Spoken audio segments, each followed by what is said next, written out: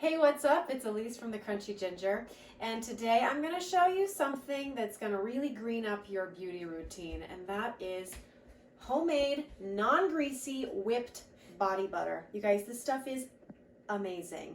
The reason why today's recipe is important and why it's going to help you on your journey towards being a little more frugal and a little greener and a little more healthful is you can cut out all of that nasty stuff.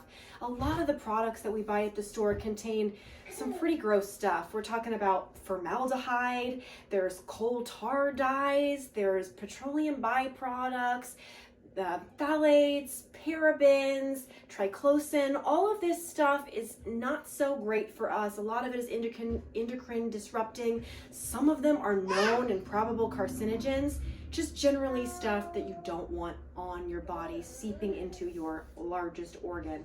So I'm going to show you how to make your own so that you don't have to worry with all that stuff. This recipe is going to involve a few basic ingredients: unrefined shea butter, organic virgin coconut oil, and I like to buy this like big mama tub of it, jojoba oil or some other kind of liquid oil, and I'm going to talk about that in just a second, some beeswax,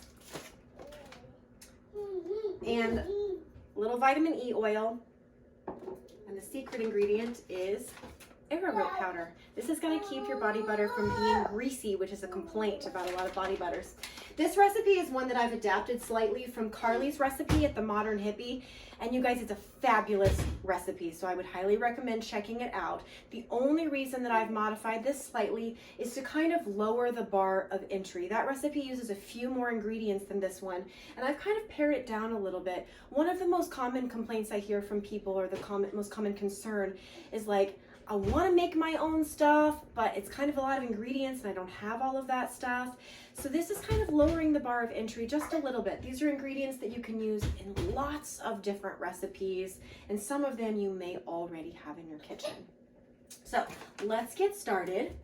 For this recipe, it's helpful to have a small kitchen scale. If you don't have a small kitchen scale, I have kind of made a rough estimate of the weight of these ingredients converted into cups and teaspoons so that you can not allow that to be a bar for entry for making this kind of recipe. So I have already measured out these ingredients except for one, so I'm going to show you how the scale works. But this is 53 grams of shea butter. We have the solid coconut oil. This is 26 grams. The beeswax, about 4 grams of these pellets. And then I'm going to show you how I'm going to do the liquid oil.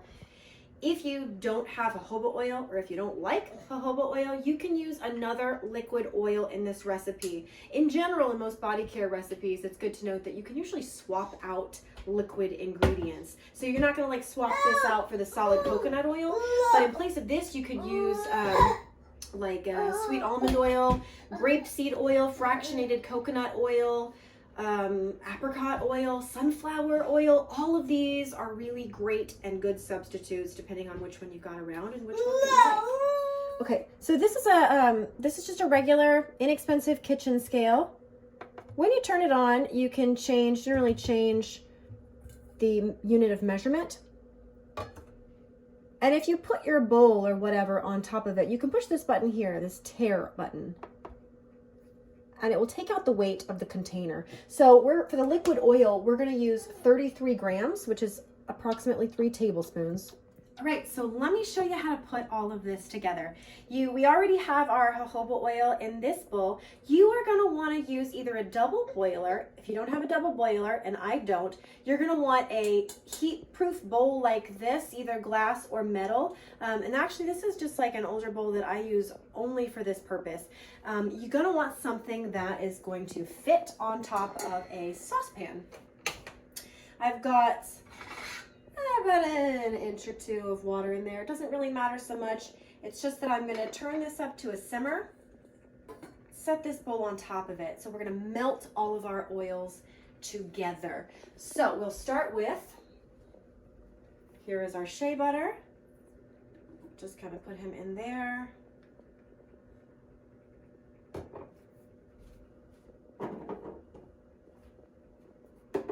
our solid coconut oil, and the beeswax pellets. The beeswax is going to take the longest to melt.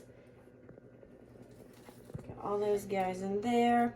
The rest of the ingredients we are going to add later, and I will show you how to do that. So this is going to heat up, so let me grab an oven mitt here, and I'm just going to kind of stir this gently for a few minutes until all of these oils are melted and mixed together. Okay, so all of the oils have melted together.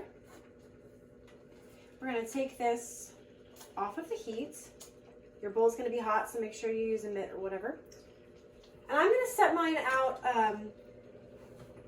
on like a trivet or a towel for probably about 10 minutes, because what we need to do now is to let this mixture cool so that we can whip it.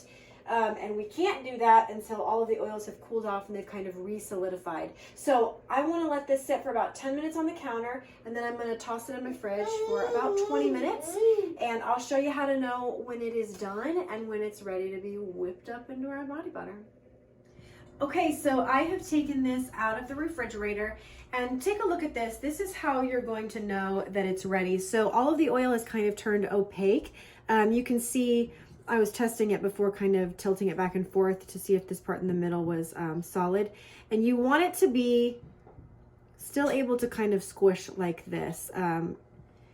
If you have gone too far, if you've left it in your fridge for a little too long and it's totally rock solid, it's okay. This recipe is a little forgiving, but you'll need to set this out on the counter to kind of loosen back up a little bit. Or if it's really super rock hard, you might need to re-melt it. But this is probably going to give us the appropriate consistency. If you have a bowl that you can use a hand mixer in, you can leave it in this bowl. I don't. I'm going to use my stand mixer. So I am going to scoop this into my stand mixer bowl. There we go. And at this point, we are going to add our arrowroot powder and our vitamin E. If you are using essential oils, now is the time that you will want to use those. You don't want to ever add essential oils to any sort of homemade care product while it's still hot.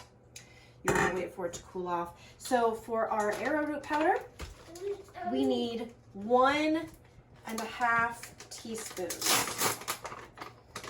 So I am going to, this is a 1/2 teaspoon, so I'll just do 1, 2, 3. And if you find that this is still feeling a little greasy for you, you can always adjust the amount of arrowroot powder, add a little bit more.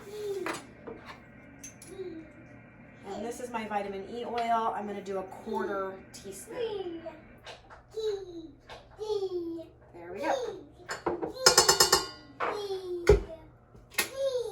Turn this on high. We're going to want to whip this for about 3 to 5 minutes, and I'll show you how to know when it's done when I check back with you.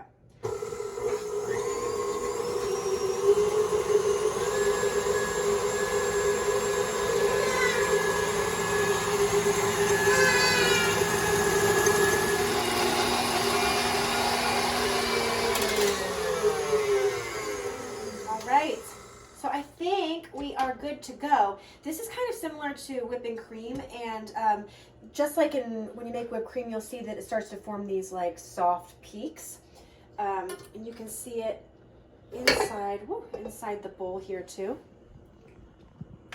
What we're looking for is a consistency that will not fall off of an upside down spoon. So let's give it a test. Here's my spatula, and it looks like we're there.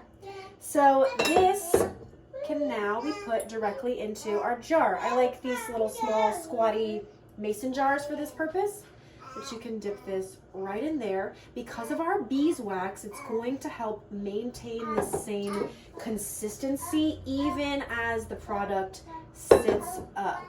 Okay, so I have put it all in this little jar here, and it is gorgeous. The consistency is wonderful.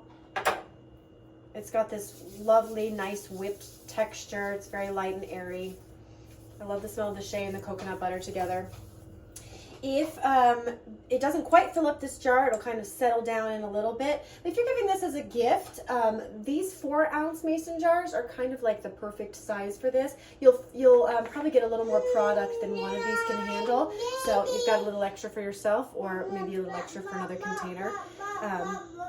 And there you have it, an all-natural, homemade, non-greasy, whipped body butter. This is going to quickly absorb into our skin.